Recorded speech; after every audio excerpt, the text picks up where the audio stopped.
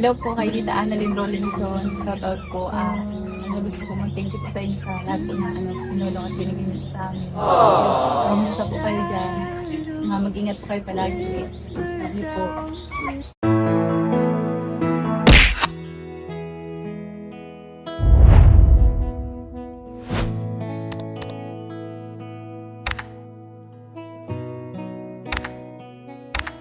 Andiyan na sila.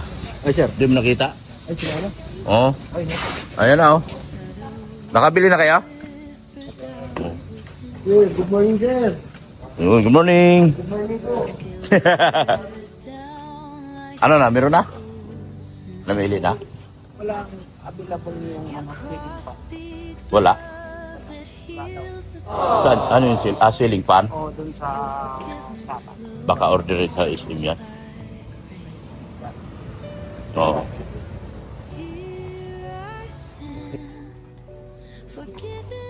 Saksakan ba? Dami ilaw. Sa loob. Nabili ako mga kalingap. Nabili ako mga gamit ko. Ang dami dito mga kalingap. Mga gamit. Dito mo mabibili lahat to. Mga ilaw, mga tiles. Yan. Yan o. Dito mabibili mo lahat. Para sa bahay to ni Beyonce, palitan ko na yung mga ilaw. Palitan ko na yung ilaw kasi maldita to siya. Panay ampos, laban kay ano. Ano ba talagang pinakamagandang gawin natin ito kay Artin? Mga kalingap. Mabait na bata ito eh. Bakit naging maldita na ito si Artin? Sa aming pag-uusap ni Padi, may napag-usapan na kami na tungkol papunta kami sa barangay. Dahil bibigyan niya namin ng karampatang aksyon itong si masyado ng maldita, mga kalingap. Baga kung ano-anong sinasabi regarding doon sa kanya sinasabing payot daw. Ano yun eh? Ang nag-uumpisa ang kaso niya doon sa unjust vexation, papunta sa slander, papunta sa libel. Baka papunta siya doon sa tatlong usapin na yun na kaso. Yung unjust vexation kasi mga kalingap, hindi man yun masyadong mabigat. Usaping pang barangay lang yun. Baka papasok na siya sa unjust vexation. Ang unjust vexation kasi, usaping pang barangay lang yan. Meron lang yan sa 1,000 na yung piyansa, 1,000 na piyansa, at kulong na 1 buwan. Ganun po ang unjust vexation. Ngayon, ang kasi ang cyber kasi ang magdidikta niyan.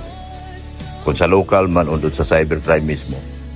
Kung papasok ba siya sa cyber libel. Ganun po. So, ang mangyari diyan kasi pwede niya kasing i-deny. Pwede rin kasing i-deny yan. Kasi ang mga lalo na't mga sulat-sulat lang madali po niyang i-deny at hindi masabing sa kanya. So, baka papasok lang siya sa unjust vexation. So, barangay lang po ang usapin dyan. Actually, pang barangay lang po pag unjust vexation. Slander, papunta sa slander. Yan, papunta sa slander.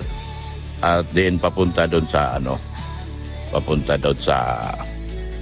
cyber libel. Lalo na kung may mga post niya. Kung mga post naman niya, against na rin po sa pagkatao ng aking dalagang maganda, no?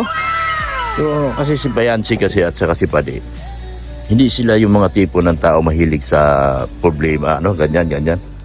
Mababa po talaga ang kalooban ng aking mga kumpare at kumare. Masyado silang mababa ang kalooban nila at masyadong mapagpatawad po talaga. So, nagpapasalamat ako dito kay Beyonce. Magpasalamat tayo dito mga ka-EDSI. Dito sa kababaang loob at kabaitan ni Beyonce. Dahil si Beyonce napakabait na bata talaga. Hindi mo makikitaan kay Beyonce na nagagalit siya. Hindi mo makikitaan kay Padi na nagagalit siya.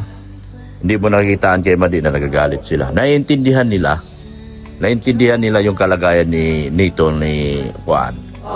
Ni yung isang batang dati tinutulungan ni Edo. Naiintindihan nila. Kasi baka na-stress lang yung bata dahil siguro sa mga daming bumabanat sa kanya.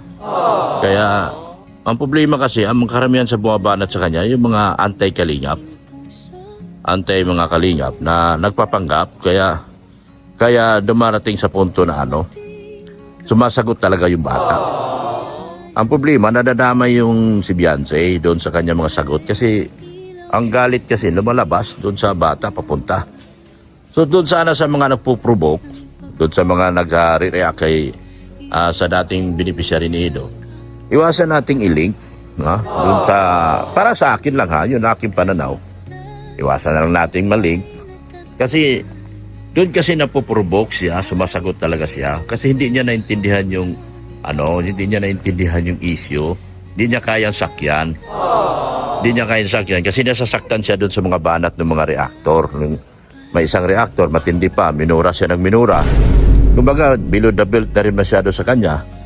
Pero ang problema kasi, kung magreklamo man doon sa isang reactor na yun na binumura siya ng tulo, siya magdidesisyon doon kung anong gusto niya.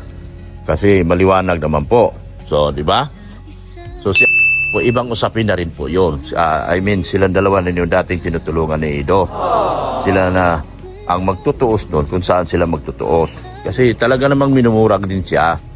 Kaya napoprovoke yung bata na gumante at nadadama yung aking anak. Mabuti na lang, bilib ako dito sa mag-asawa at sa pamilya na ito na napakahinahon nila, napakabait nila. Hindi sila kusa at hindi sila basta-basta pumatol sa mga sa ganong usapin. So ganon po mga kalingap, na usapin na hindi po dapat yun sa mga ibang reactor, huwag nilang ipoprovoke yung batang yung dating tinutulungan ni Ido para sumagot dito sa issue kasi kung magsasagot man sila, huwag nilang idama yung pangalan ng aking dalaga. Kasi doon kasi siya gumaganti. Doon siya gumaganti kaya siya nagpo-post at tumitira dahil nakikita niya parang naano siya. So abangan niyo po kami mga kalingap, meron kaming dadalhin ng mga gamit papunta kay Beyonce regarding doon sa kanyang tubig. Sama ko mamaya si Redsen, samahan niyo po kami at pupunta kami doon. Nagbili kami rito ng tangke. Para sa tangke nila patubig nila ni Beyonce. So abangan niyo po kami mamaya kasi meron kami bibili. Ihatid ko po doon kina Beyonce ang patubig na yon. Yung aking mga bodyguard, yan. Ingat kayo, mga bodyguard ko yan. Delikado yan. Pag sinabi ko yung ibalibag kayo, ibabalibag kayo, okay, paloko-loko sa mga bodyguard ko, delikado to. What? Mga to, isang pitik ko lang, delikado to. Kaya okay, paloko-loko Sige na po mga kalingap, samahan nyo kami. Let's go! Yan, nakapamili na ako lahat ng mga pangangailangan ko para sa bahay ni Bibi Beyonce.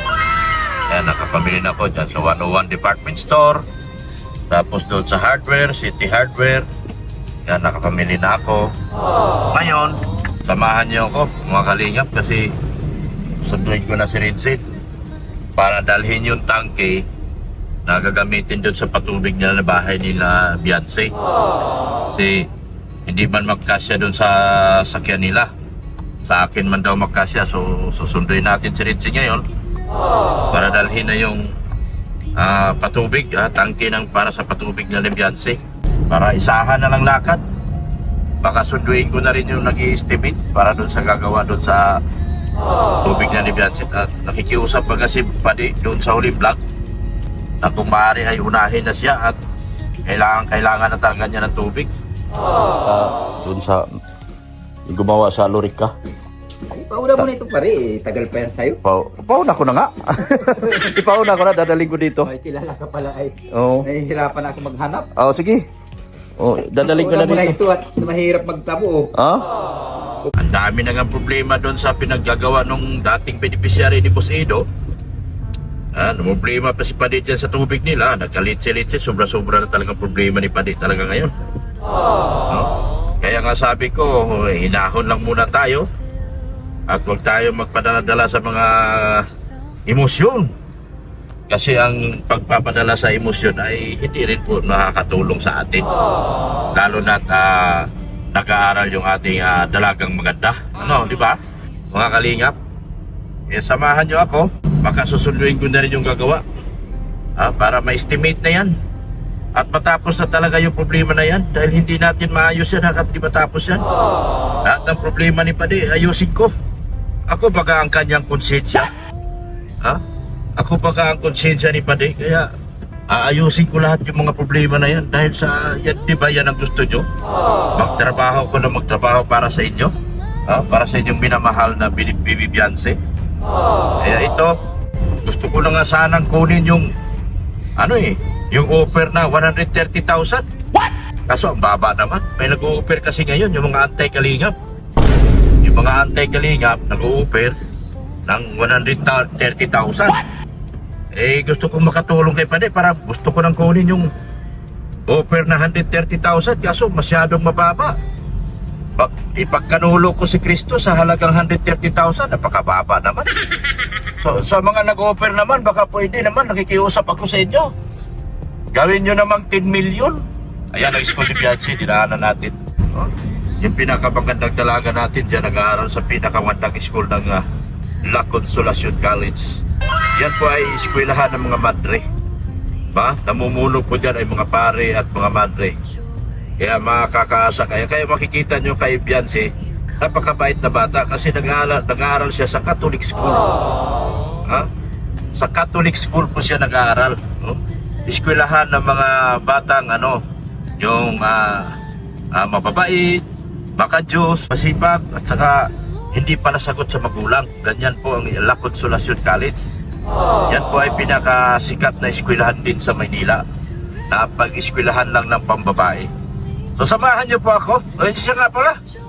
Ulitin natin yung gawin. Baka pwedeng gawin na 10 million yung offer nyo at ako nang gagastos dito sa Pade. Yung 130,000 kasi wala pong marating yan. Isang biyahe ko lang yan ng Dait hanggang Taisan. Wala na yung 130,000 nyo. Baka pwedeng gawin yung 10 million. Para yung Dait to makabalik-balik pa ko ng mga 10,000 bisis. Ay, maliit masyado. Bihira. Magkanulo tayo ng tao tapos sa halagang 130,000 tapos mga antay-kalingap po kayo. Kahit na antay-kalingap kayo, tatanggapin ko yung pera nyo. Basta 10 million ang usapan natin dito. Usapan, 10 million. Isa akong big time na tao. Hindi ako small time. Hindi ako tumatanggap ng barya. Manila Boy. Nakalimutan nyo, Manila Boy ako, mga antay-kalingap. Manila Boy po ako. Hindi ako tumatanggap ng barya. Ialok niyo yan sa mga mahinang nilalang. Pero sa kagaya kong big time na nilalang, nako, bilyon ang usapan natin dito. Pupunta ako kay Boss Edo. Pupunta na ako kay Boss Edo. So, ganun niya. Susunduin ko muna si Ritzin, pati baka yung mag-estimate dun sa tubig. Samahan niyo po ako. At nagtatrabaho talaga ako para sa inyo. Para sa ating Bibi Beyonce at Bading Biran at saka Bading Hansen. Ito kahirap ng trabaho ko, totoo lang. Pero ginagawa kong madali ang lahat para lang mapagservisyuhan ko kayo. Ayan po, papunta na tayo kay Bulong. Bulong ng palad, ang buhay ay bulong ng palad. Ayan po. Tubiro. Naghanap ako ng tubiro, pero may nirekomenda si Manong. So, pupunta tayo sa balik tayo, sundin mo. Naghanap kasi kami tubiro para kay ni Beyonce. May nirekomenda si Manong na magaling daw talaga. So, papunta kami ngayon. Yan. Antay natin kasama ko. Ano na ba yun? Dali, hanapin ko. Kung sumunod ba? Yung dalawa kasi kami. Ito ay project ni Redsin. Sa amin ni Redsin na ito. Ayun, sumunod. Nag-backing na. So, may kalsada ba dyan? Okay. Magaling talaga yan? Ako po, kilala yan dito. Kilala talaga? Oo. Sige. Tapos, anong mga ginawa niya dito? Ang dami na po. Kahit saan gumagawa yan. Ayun ang trabaho niya ngayon. Sa bahay. Hoy! Hoy! Atras! Maharurot ay.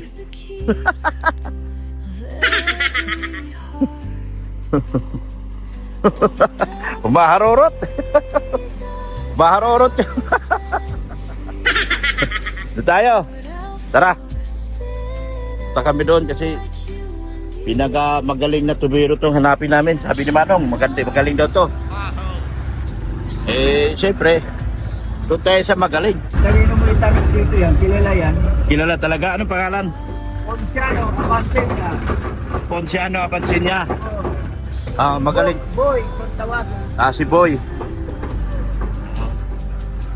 Sige na, para makuha na. Kasi kailangan na ng tubig yung aking dalaga. Ay, kawawa naman yung aking dalaga. Taisan. Oo. Yan, papunta kami dito sa Suhi ni Manong. Nasa sulok na kami, oh.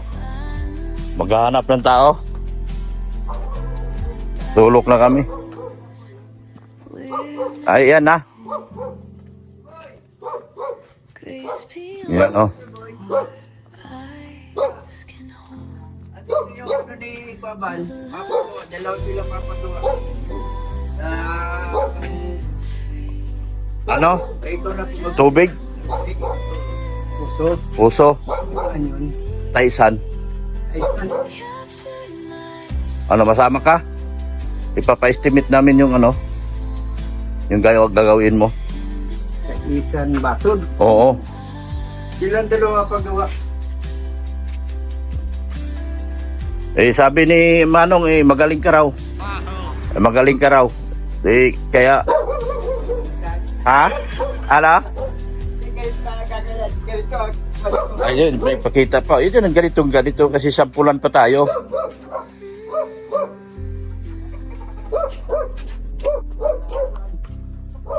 Ay, hindi. Ayan, puso lang. Ito, malaking to. Ito. Galing sa ilalim yan. Hinukay ganito. Ay, hindi po, ano lang. Madungagan lang. Hindi na kailangan puso. May, ano na kasi ito, may linya na lang. Anak linya na lang. Oh. Hinukay na namin, nilagyan na namin ng culvert. Saan yun na kayo ng ganito? Ha? Ganito. Oo, yung mga ganyan. Ayan, ganyan po. Ganyan. Oo. Estimate na natin. Oo. May pressure tank kayo ito. Automatic. Mm. So, ano ang motor mo? Ang tulig talaga. 1 horsepower yan. 1 horsepower. Oh, sige. Sama ka. Kay Libby ba si Reng ay inirekomenda na kita. Wala na. Ha? Masama ka sa amin, Manong, at hinuhuli ka namin sa araw na ito. What? Sama ka sa amin. Base ka lang. Kasama ni Kwabal yan. Ito. Si Dr. Lab. Dr. Lab. Yun na. Oo. Sasakyan naman kayo si Boy. Sige. Meron ako sasakyan. Meron dyan Masama ka sa amin. Kaya nga, inuhuli kita. Dadaling kita sa Taisan, Basod. Yan. So, ayan po, nakahanap na kami ng gagawa po para sa tangke ni Beyonce. Ipapa-estimate namin yung pa-estimate namin yung magkano abutin. Malay mo, magkasundo kami, di shoot na kaagad, trabaho na agad. Oh. Ang ganito, ang gagawin natin, gusto mo magsalita na, bibigay na yung 130,000? What? Para magamit na natin yun. Kaya nga, gusto ko nang ipasa yung ebidensya. Ebidensya? Na. Ayaw mo ng 10 million? 10 million ang offer ko. Kaya ako sa Para matapos yung kay Beyonce. Oh. Wala na. Oh, grabe. Talagang delikado to. Huwag kayo mag-PM dyan. Delikado yung tao yan. Ipagkanulo na yata ako nito. Ipagkanulo na kaya yata ako nito. Ibibigay na yung yung... Ako po. Yan. Screenshot.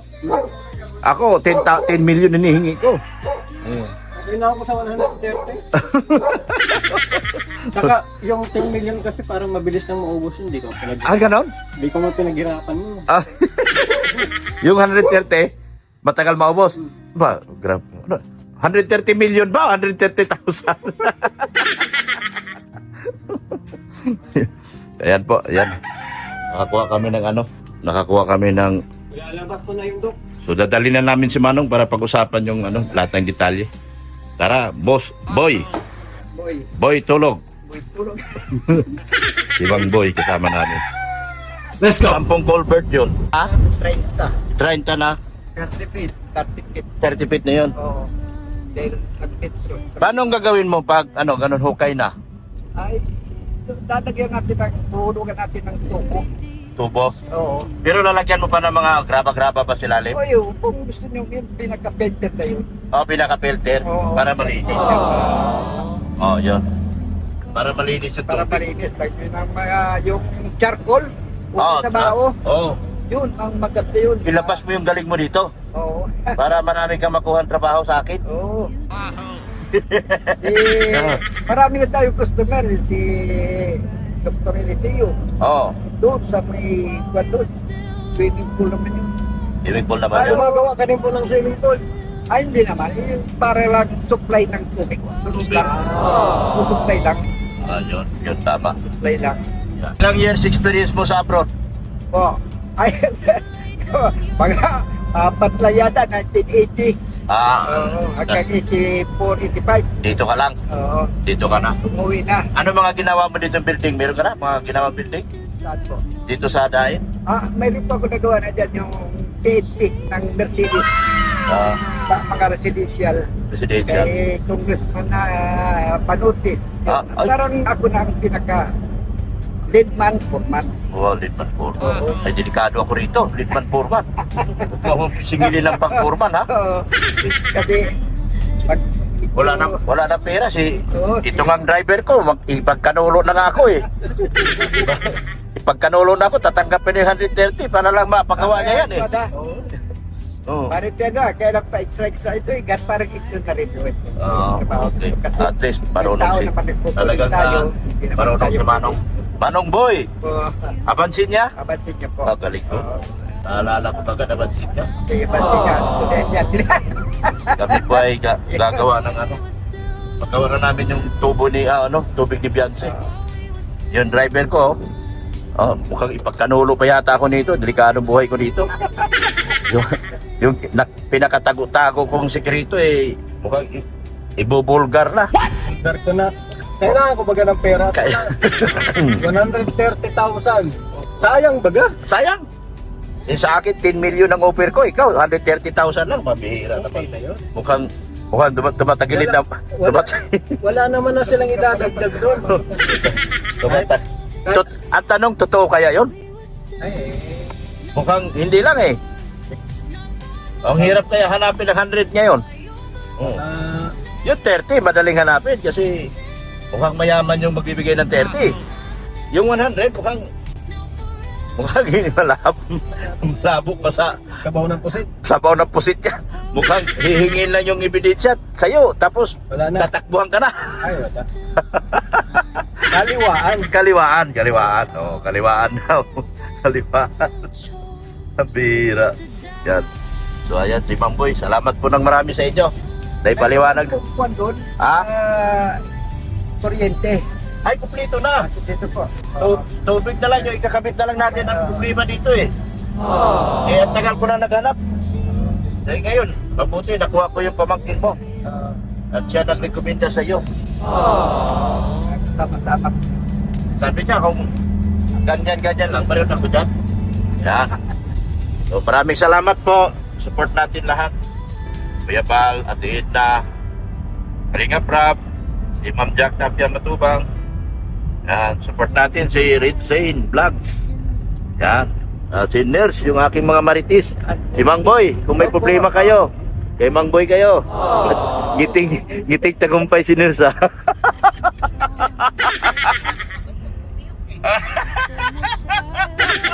At saka si Jimmy at saka si Paya, support natin. Sa mga sponsors po natin, salamat po ng marami sa inyo. problema nito paggawa si Richard, wala siyang pera. Pagkanulo na nga ako. Pagkanulo wala siyang pera nito, magpa-estimate siya, wala siyang pera. Oh, yung mga anonymous sponsor. Parang awa nyo na kay Richard. Delikado si Richard, ipagkanulo na po ako.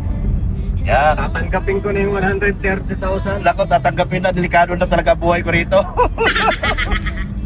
Sa ating mga sponsors, sa ating mga GC, thank you so much po sa inyo. Support natin, Renandina, Eric Alpon, yung si Billy Sanggalang, yung aking IT, support po natin. Thank you so much po. At samahan niyo po kami sa aming paglalakbay dito at aalamin. Papunta kami kay Beyonce.